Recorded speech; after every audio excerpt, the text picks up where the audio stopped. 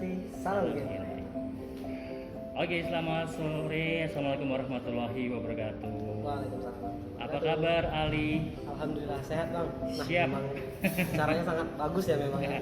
Dipersiapkan dan kami sebagai bintang-bintang tamu, bintang tamu. Maksudnya itu kayak penyebar informasi nih buat para kalangan remaja yang ada di Provinsi Riau khususnya sampai ke daerah-daerah yang ada di Provinsi Riau kayak betul-betul di servis dengan aman dan nyaman. Oke, sahabat muda dan juga sahabat genre, buat kamu ya, jadi tuan dan puan di mana saja berada. Kita ngapain sih di sini Ali berdua? Ada program apa sih? Sebenarnya kita ini ada program dari Dinas Diskominfo Provinsi Riau, itu namanya Real Kapital. Alias Riau Edukasi Aksi Literasi. Oke, thank you. Oke, buat sahabat muda, kita berada bersama saat ini adalah Real Coffee Talk atau Riau Edukasi Aksi Literasi. Dan sesuai dengan yang sudah kita jadwalkan, kita punya tamu istimewa di hari Minggu hari ini di 7 Februari 2021 ya. Tentunya dengan tema yang sudah kita persiapkan, kita kedatangan tamu Ali Syabansyah dan sosok pemuda dari Bumi Lancang Kuning dengan beragam aktivitas kesibukannya. Ini tadi kesini kejar-kejaran waktu dan sampai mau ke toilet aja ribet. Pokoknya yang penting kalau semua kegiatan untuk pemuda dan juga dari Dinas Kominfo nih, ya pasti apapun bakalan dilakukan. Oke, buat sahabat muda, program ini adalah program yang memang ditaja oleh pemerintah Provinsi Riau dan diinisiasi oleh Dinas Perpustakaan dan Kearsipan Provinsi Riau, kemudian didukung oleh Kelas Kominfo dan Dinas Pendidikan serta juga Dinas Komunikasi Informatika dan Statistik Provinsi Riau. Oke, hampir nanti kurang lebih 60 menit kita bersama, kita ngobrol dengan tema kita literasi mengenal konflik remaja. Kita bersama dengan Ali Syabansyah. Hari ini kita akan ngobrol tentang literasi mengenal konflik remaja. Baik, untuk mempersingkat waktu sedikit ini kita ingin tahu pendapat Ali tentang konflik dulu. Ini menurut Ali, ini apa sih Ali? Menurut Ali definisi dan kemudian remaja biasanya kita lihat banyak isu-isu yang berkembang ya, yang berpotensi saat ini. Bisa konflik-konflik ini ada dan sangat dekat dengan dunia remaja. Nah, ini menurut Ali, pandangan Ali seperti apa ini? Kalau misalnya ditanya nih, menurut Ali pribadi, Ali kan selaku mahasiswa di ilmu sosial. Jadi kalau menurut Ali nih, menurut ilmu sosial, konflik itu merupakan sebuah pernyataan atau perbedaan pendapat dari satu individu dengan satu individu lainnya, atau perbedaan pendapat antara kelompok satu dengan kelompok lainnya, sehingga kalau misalnya kita nggak bisa untuk menghandle-nya, bakal mengakibatkan perpecahan. Tapi yang namanya konflik, walaupun berkonotasi negatif, tentunya konflik juga memiliki dampak positif. Apa dampak positifnya? Nanti kita bahas. Oke, baik sahabat muda ya, ada dampak positif, ada dampak negatif. Ternyata konflik ini ada dampak positifnya juga ya. Benar. Nah, untuk lebih jauh buat kamu sahabat muda yang saat ini sedang melihat live-nya kita di sini, kamu juga bisa ngajuin pertanyaan-pertanyaan nih buat Kak Ali ya, buat Kak Ali Syabansyah. Jarang-jarang loh kita akan nanti bisa punya pertanyaan dijawab oleh si pria super sibuk ini. Nah, nanti kamu juga bisa tanya-tanya, tapi jangan tanya nanti siapa pacarnya. Wah, itu nggak, nanti no comment gitu ya. Jadi buat kamu nanti yang ingin bertanya dengan Kak Ali Syabansyah, langsung aja nanti ajukan pertanyaan kamu di sini. Kemudian nantinya juga Anda juga bisa mengajukan pertanyaan seputar mengelola konflik di kalangan remaja ini. Baik, Kak Ali, kemudian tadi untuk lebih jauh nih tentang hal itu, apa yang bisa ditambahkan lagi ketika kita berada pada posisi-posisi anak-anak muda yang memang nggak jauh dengan namanya konflik ini. Kemudian juga ada impact-impact yang mengikuti dari konflik ini, kali. Kita selalu berpikir bahwa konflik ini merupakan suatu permasalahan yang bisa diakibatkan oleh keegoisan. Wah, karena saya pengen menang sendiri, karena kamu pengen menang sendiri. Sebenarnya enggak. Walaupun kita sebaik-baiknya manusia atau sebaik-baiknya remaja juga, pemuda juga nih, bakal ada yang namanya konflik. Karena konflik itu merupakan struktur salah satu poin-poin yang ada dalam kehidupan masyarakat. Tidak lupa pula yang namanya pemuda. Apalagi kita tahu nih kan, pemuda merupakan kayak pemikiran itu masih labil, kadang masih gini, sedangkan dengan orang yang kita sayang aja atau bisa kita mungkin pacar ya mungkin bang ya kan kak, kita sering mengalami konflik itu karena ada perbedaan pendapat. Nah, balik yang tadi, kalau misalnya konflik itu bisa kita handle dengan baik, kita bisa kayak mencernanya dengan baik, wah kenapa ya bisa terjadi konflik, kenapa ya ini bisa terjadi, gimana ya cara kita untuk menyikapinya, gimana cara kita untuk menanggulanginya, itu bakalan bisa menjadi nilai positif. Salah satunya keberagaman tadi, keperbedaan tadi itu bisa menyatukan kita lebih jauh lagi. Karena kita tahu nih, ternyata setelah saya mengalami konflik dengan dia, ternyata ini yang dia butuhkan, ternyata ini yang dia perlukan. Dan setelah kita konflik, ternyata dia juga tahu apa yang kita butuhkan dan apa yang kita inginkan, seperti itu. Oke, jadi kalau konflik ini ternyata keberagaman itu harus dihargai dan dihormati begitu ya Kak Ali. Justru akan memperkaya cara berpikir, bisa dikatakan seperti itu Kak Ali ya. Oke, baik Kak Ali, ketika ini situasi kita dalam kondisi konflik ini, apa sih yang sebenarnya harus dilakukan jika kita mengalami pada suatu isu konflik, kemudian ada pertentangan pasti di sana? Apa sih cara efektif, langkah-langkah yang harus kita lakukan agar kita belajar menerima konflik ini, kemudian dari hasil akhirnya baik, kemudian tadi juga Kak Ali singgung ada dampak positif, negatif. Bisa lebih jauh lagi kita ulas dampak positif, dampak negatif dari konflik yang terjadi di kalangan remaja. Oke, kita berbicara tentang konflik di kalangan remaja. Salah satu yang masih pro kontra sekarang adalah konflik ini salah satu permasalahan perilaku remaja juga salah satunya. Oke. Kita ambil contoh merokok. Banyak remaja yang beranggapan di dunia ini, bukan hanya di Pekanbaru atau di Provinsi Riau saja, mengatakan bahwa wah kalau saya merokok saya keren, kalau saya merokok saya bakal mendapat banyak teman gitu, kalau saya anak gaul. Tapi di satu sisi, sedangkan kita udah tahu nih bahwa rokok itu merupakan memberikan dampak negatif, dan bahkan rokoknya sendiri udah mengatakan bahwa jangan pernah kecanduan narkoba karena bisa mengakibatkan berbagai penyakit seperti itu, maksudnya rokok tadi ya. Dan juga ada juga yang beranggapan bahwa rokok itu kalau untuk gaul, untuk banyak teman nggak harus merokok. Nah itu yang selalu menjadi perselisihan di kalangan remaja, yang dimana satu kelompok mengatakan bahwa kalau saya merokok dan saya akan menjadi anak gaul, dan kedua kalau saya nggak merokok ya itu yang seharusnya saya lakukan karena itu nggak mempengaruhi pertemanan atau enggak. Nah sekarang bagaimana cara kita untuk menyikapinya nih? Kalau misalnya kita di posisi yang berkonflik, jadi ada dua posisi, kita posisi yang berkonflik ataupun kita posisi yang sedang netral, yang kayaknya misalnya nih antara si A dan si B sedang berkonflik. Nah kita nih bisa di antara si A dan B, atau kita bisa di yang C yang menengahkan seperti itu. Nah buat teman-teman semua, kalau misalnya kita di posisi yang berkonflik, kita harus mengurangi keegoismean kita. Kita harus betul-betul berpikir, kita harus mencerna dengan pikiran kita sendiri, dan kita jangan pernah untuk memberikan pendapat ketika kita sedang marah, jangan pernah memberikan janji ketika sedang senang, dan jangan pernah kita tuh mengatakan sesuatu yang mungkin kita tidak bisa kabulkan ketika kita tuh sedang bahagia-bahagia dengan seseorang.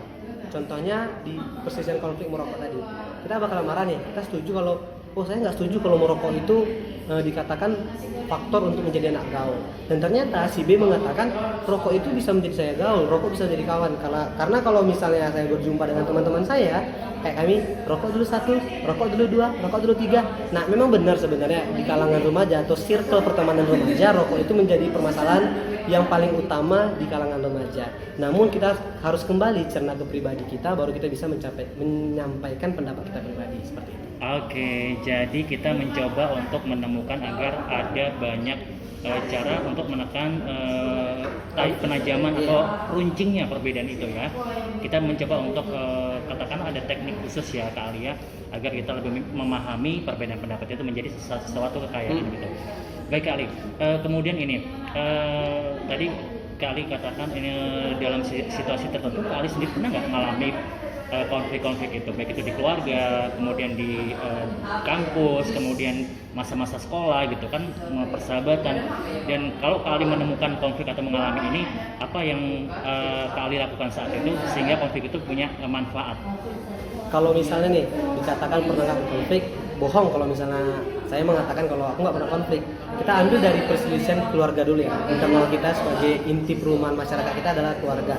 Kita selalu berkonflik bahkan dengan orang tua kita sendiri. Misalnya dalam salah satu contoh penunjukan untuk kuliah, orang tua mengatakan kalau kita sebaiknya untuk di kedokteran, sedangkan kita pribadi nih, orang kita yang ngejalanin kita maunya di ilmu sosial.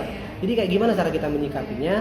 Kalau misalnya apakah aku kalau misalnya melawan dengan orang tua itu berarti aku durhaka? Enggak seperti itu konsepnya. Yang dimana kita ini harus betul-betul mempertimbangkan loh, orang tua maunya kita di kedokteran, sedangkan kita maunya kita itu di ilmu sosial. Tapi kita pertimbangkan, kita bicarakan baik-baik, dan jangan pernah kita tuh harus menang sendiri. Nggak mau tahu pokoknya aku mau di ilmu sosial, nggak kayak gitu. Tapi kita tuh harus betul-betul cerna.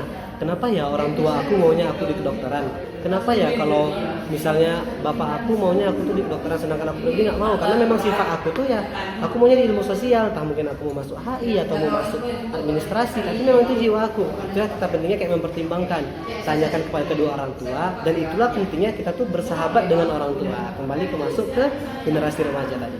Oke, baik buat sahabat muda, buat kamu yang saat ini lagi santai ya, lagi lihat kita di sini lagi ngobrol-ngobrol santai, buat kamu boleh dong chatting kali ya, sambil santai sambil ngopi-ngopi di sini ya. Kita bersama dalam program Real ya, tentunya hari ini Riau Edukasi Aksi Literasi yang tentunya dilaksanakan pada hari ini di weekend. Oke, dan pertanyaan kamu langsung aja kita buka di komen-komen kamu. Kemudian kamu bisa mengajukan pertanyaan kepada Kak Ali ya, dan tentunya. Baik Kak Ali, kemudian tadi ternyata ada pernah mengalami, siapapun rasanya manusiawi sekali ya ketika manusia itu pernah mengalami konflik gitu ya. Nggak mungkin hidup itu datar-datar saja. Justru percaya nggak ini konflik ini sebenarnya apa sih yang membawa manfaat nggak buat generasi muda? Apakah dengan konflik ini kita juga bisa lebih dewasa, kemudian juga bisa bersikap hati-hati? Dampak apa saja sih ketika kita memang bisa menerima konflik ini dengan baik sebenarnya? Berbicara dengan mendampak konflik dengan baik, memang setelah kita tahu, setelah saya berikan tadi nih, bahwa konflik itu merupakan konotasi kata yang berkonotasi negatif. Memang lebih bisa dikatakan lebih banyak arah negatif dari konflik dibandingkan arah yang baik. Namun kita tuh harus bisa menjelikan dan mencari cara gimana sih caranya biar konflik ini memberikan nilai positif untuk kita. Yang pertama tuh bisa kita pikirkan seperti ini. Teman-teman, kita sedang berkonflik. Konflik membedakan pendapat. Yang satu mengatakan saya maunya di Pekanbaru, dan yang kedua saya maunya kalau kita di Pekanbaru saya mau jalannya ke Mall SKA, dan yang satunya lagi mau ke Suzuya. Nah, ada perbedaan. Emang apa sih yang mau kamu cari? Kalau misalnya kita memaksakan terus dan kita nggak mau tahu, pokoknya aku maunya di SKA, dan yang si B bilang nggak mau tahu, pokoknya aku juga harus mau di Suzuya. Nah, itu yang bakalan jadi pertengkaran. Entah mungkin nanti yang awalnya sahabat dekat bagikan ulang bulu, tahu-taunya makanya ya gimana? Cuma gara-gara masalah sepele menjadikan kita kayak gitu. Nah, tapi kita tuh berbicara tentang nilai positifnya. Setelah kita berkonflik nih, coba kita tuh kayak saling berbicara dengan teman. Emang kenapa sih kalau kamu tuh maunya di SKA, apa yang kamu cari?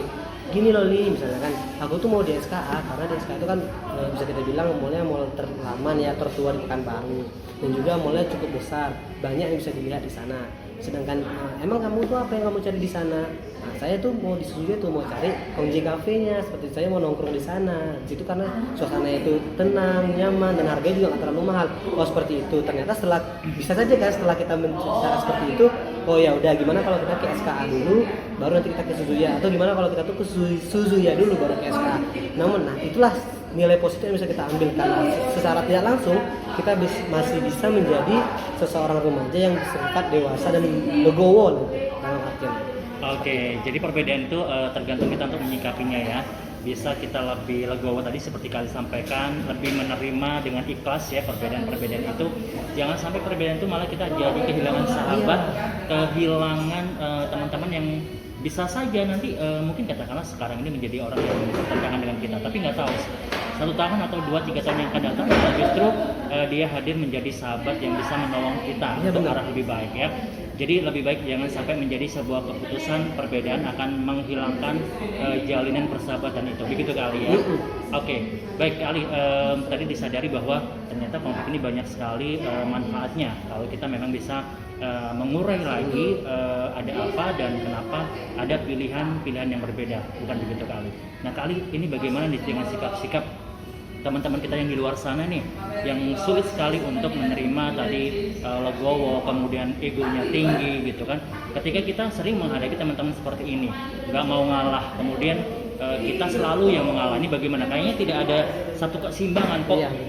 Gua terus yang ngalah gitu ya, terus kok saya terus yang mengalah, kenapa teman saya nggak pernah mengerti.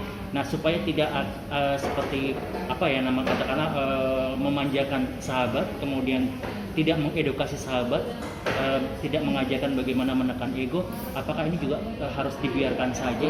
Nah sikap seperti apa nih jika kita punya teman yang sulit seperti ini, egonya tinggi, nah sementara kalau kita biarkan kita juga tidak membawa perubahan yang baik ini. Seperti apa nih pendapat Kak Ali?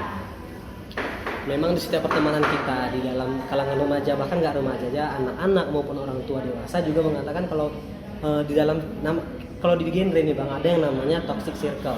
Jadi toxic circle ini lingkar pertemanan yang itu tuh kayak memberikan racun untuk diri kita pribadi. Salah satu contohnya seperti yang bang Tri bilang tadi, kalau di dalam lingkup pertemanan ini kenapa harus kita terus yang ngalah, teman-teman kita kayak nggak mengerti, teman-teman kita kayak mau mendengarkan arahan kita, padahal sebenarnya menurut kita pribadi nih dan menurut orang-orang banyak yang kita bilang tuh benar, tapi karena mereka tuh egois, mereka tuh merasa pendapat mereka tuh yang paling baik, sehingga itu menderitakan untuk kita. Kayak ya udahlah, kayak aku nggak pernah di sini, untuk apa sih, apakah ini namanya pertemanan yang baik?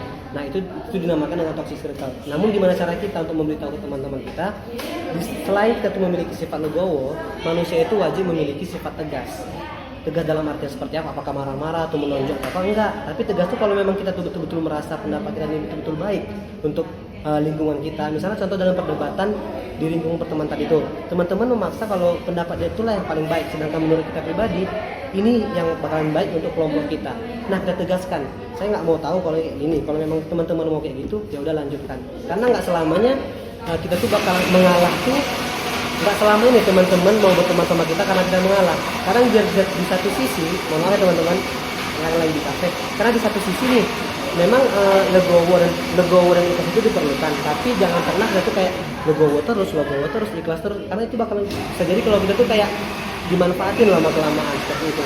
Mungkin kita juga memerlukan sifat tegas sedikit demi sedikit. Kalau teman-teman kita bilang gini, selama ini udah pendapat kamu terus, dan buktinya apa? Pendapat kamu nggak baik kan untuk kelompok kita nih. Misalnya kamu maunya kita kerja kelompok di sini, kamu maunya kita tahu kan kayak kita tuh nggak handle jadinya. Kamu maunya kita di taman biar bisa udaranya sejuk, ternyata kita nggak fokus kan buat tugas, sedangkan saya ngajarin di rumah kamu gitu.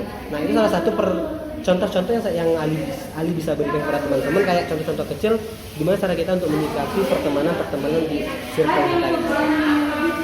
Oke, jadi perlu adanya ketegasan ya, ada kebijakan yang kita terapkan dalam persahabatan. Jadi kita harus mencari cara yang tepat dan momen yang tepat untuk memberikan edukasi kepada teman-teman kita atau sahabat-sahabat kita. Tetap ada ketegasan dan mengevaluasi ketika kita harus mengalah seperti apa begitu ya. Oke, baik buat sahabat muda yang ingin bertanya, sekali lagi buat kamu yang ingin mengajukan pertanyaan, kita punya Kak Ali Syabansyah yang hari ini berada di Real Cafe Riau Edukasi Aksi Literasi dari Bumi Lancang Kuning. Kak Ali, tadi kita udah banyak ngobrol ya, bagaimana menyiasati kawan-kawan yang egonya tinggi, nggak mau ngalah, dan kita terus katakanlah bisa jadi korban terus gitu ya, selalu dari pihak yang dikalahkan gitu. Nah ini kemudian kalau dalam situasi di keluarga nih, tadi Kak Ali sampaikan kita nggak bisa durhaka pada orang tua, sementara orang tua juga mohon maaf katakanlah tidak semua orang tua juga pendapatnya itu mungkin tujuannya bagus gitu ya, supaya anaknya lebih berhasil. Tapi di satu sisi biasanya ini yang dipilihkan orang tua ini nggak tepat dan nggak update dengan perkembangannya. Bagaimana caranya kita berkomunikasi dengan baik dengan orang tua agar konflik ini bisa ditekan? Kalaupun ada konflik, ini bisa terselesaikan dengan baik dan tidak terkesan jadi anak durhaka. Kak Ali. Thank you Bang Tri, memang pertanyaan bagus. Karena memang di satu sisi nih, di lain hal, Ali adalah anak remaja yang sering berkonflik dengan orang tua. Dan konflik dalam arti itu selalu berbeda pendapat ya teman-teman. Bahkan ya konflik ini nggak selamanya kita dengan orang yang lain. Dalam diri kita sendiri pun kita bisa berkonflik nih. Apakah iya ya yang aku pilih ini baik? Apakah iya nih yang aku pilih ini baik? Kadang konflik itu nggak selamanya kita dengan orang lain, tapi juga bisa konflik antara kita dengan diri kita sendiri pribadi. Karena kita berbicara tentang konflik di antara orang tua. Gimana cara kita untuk memberitahukan dan mengkomunikasikan kepada orang tua bahwa keinginan kita itu adalah yang menurut kita lebih baik dibanding orang tua. Memang dalam beberapa hadis dan firman Allah dalam agama Islam ya teman-teman mengatakan bahwa pilihan orang tua itu adalah yang terbaik. Namun ada satu sumber yang pernah Ali baca, memang selama ini yang kita kenal adalah anak durhaka. Tapi ada juga yang namanya orang tua durhaka. Dalam artinya seperti apa? Durhaka ini mungkin memaksakan kehendaknya, kalau ya saya maunya kayak gini, saya maunya seperti ini, saya maunya anak saya seperti ini. Tapi kalau misalnya anaknya nggak nyaman, mau gimana? Bahkan nanti nggak mungkin nggak bakalan berhasil seperti yang diekspektasikan oleh orang tua, karena memang nggak sesuai dengan hati mereka. Orang tua itu hanya menyarankan, tetapi saran itu bisa kita terima dan bisa kita tolak juga. Tapi dengan apa caranya? Mungkin kita komunikasikan dengan orang tua. Itulah pentingnya kita tuh melakukan pendekatan dengan orang tua. Itulah pentingnya kita tuh kayak merasa kalau orang tua tuh nggak selamanya harus didengar, harus didengar ya, betul.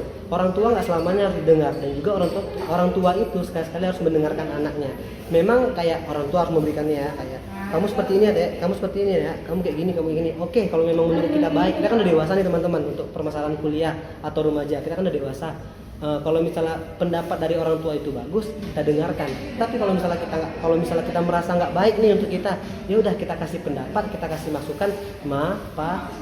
Ali maunya di ilmu sosial, karena menurut Ali basic Ali di SMA, di SMP itu Ali kan anaknya bergaul, berorganisasi, dan ilmu sosial ini memang poin-poin dan faktor-faktor materi itu memang masuk ke Ali dibanding kedokteran. Takutnya nanti nih kalau misalnya Ali maksa di kedokteran malah keteteran, terus makin lama sukses, dan jauh-jauh nanti malah drop out karena nggak kuat dengan pikiran atau beban-beban yang diterima oleh Ali.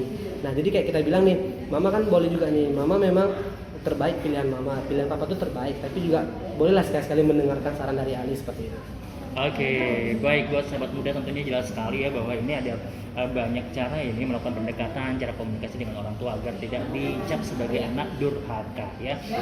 Tidak selamanya nasihat orang tua itu tidak kita berikan sebuah argumentasi. Kalau kita punya pandangan-pandangan tetap harus disampaikan, dan juga orang tua di mana saja mungkin hari ini sudah harus maju ya Kak Ali ya, harus bisa mencerna apa sih yang diinginkan anak ya, kemudian apa sih yang mungkin masa depan anak inginkan gitu ya. Jadi jangan sebagai orang tua saat ini atau ibu atau ayah atau mama papa masih berpikir bahwa pilihannya itu adalah harus diikuti dan dilaksanakan.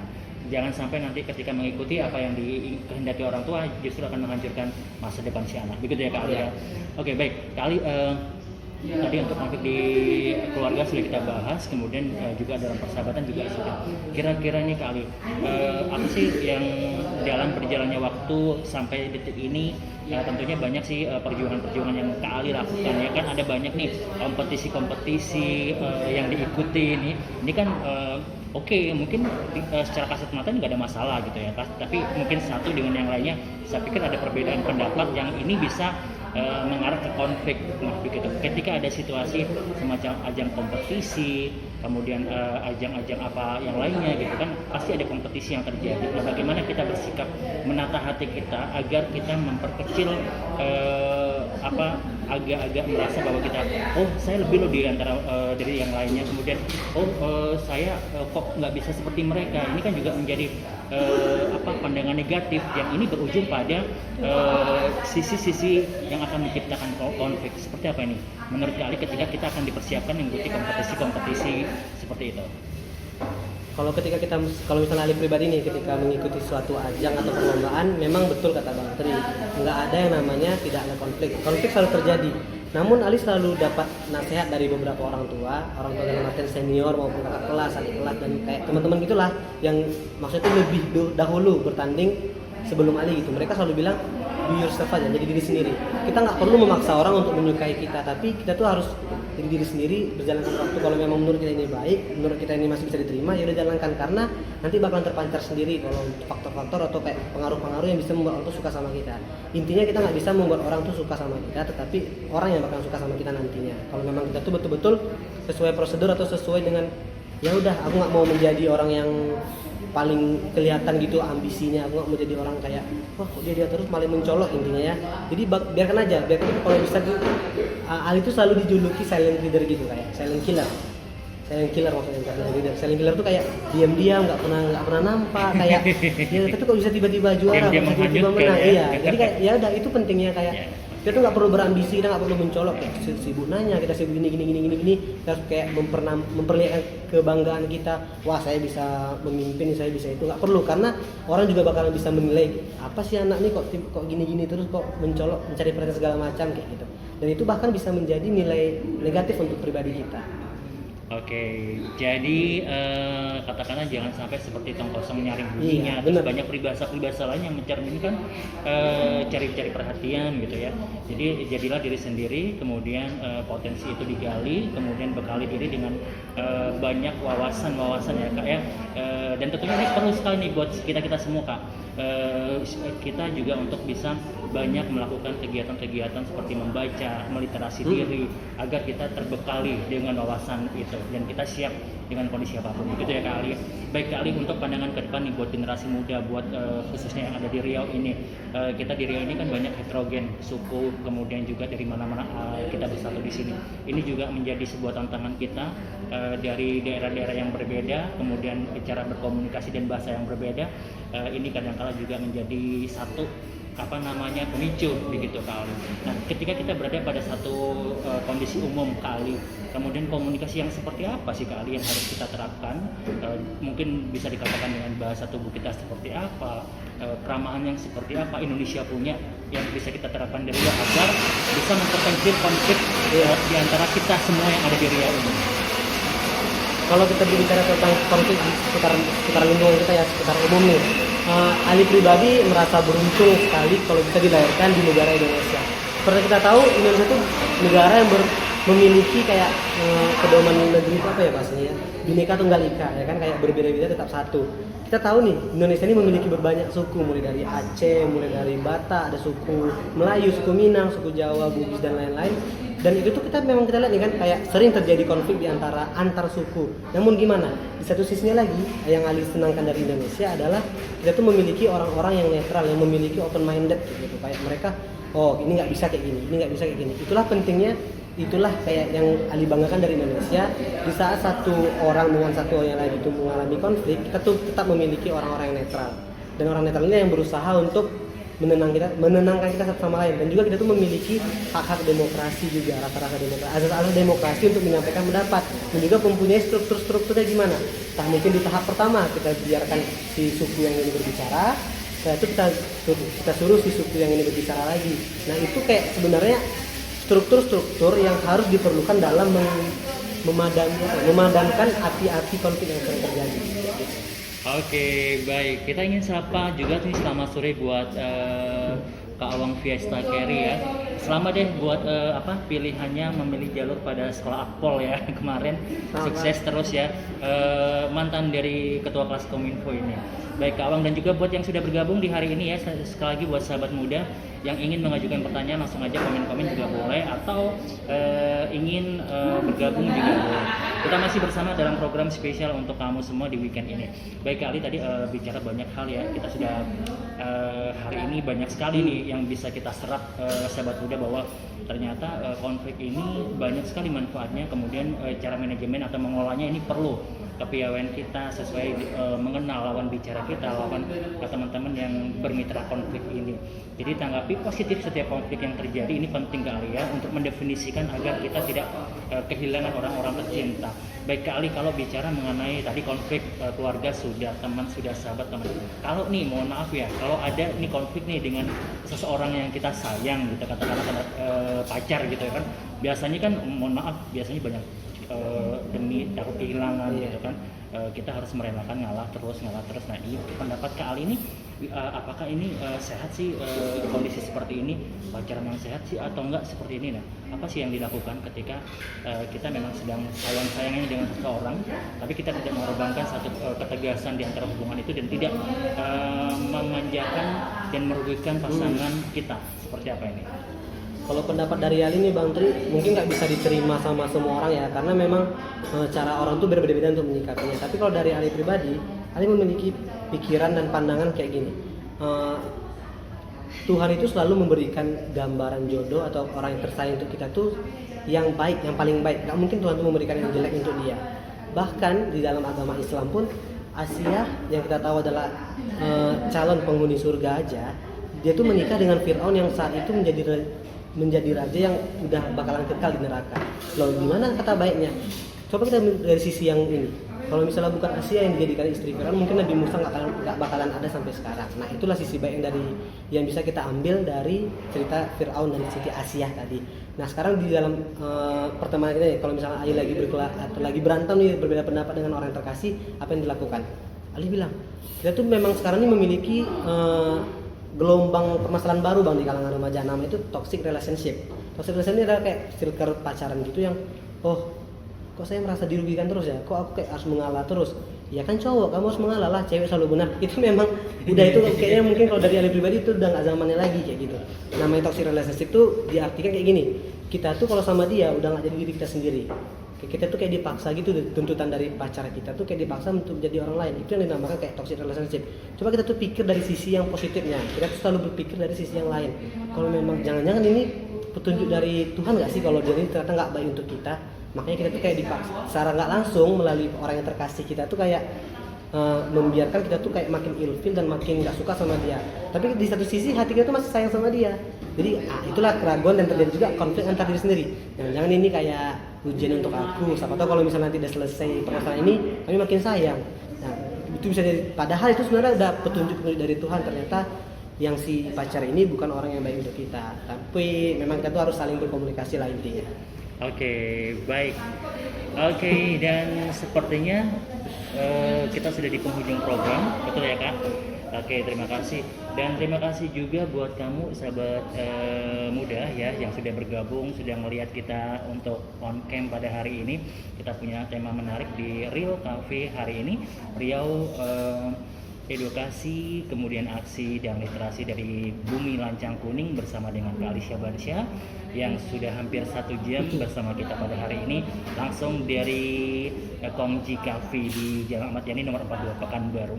Kita akan ada beberapa program ini dan dengan tema-tema yang menarik dan narasumber yang spesial tentunya.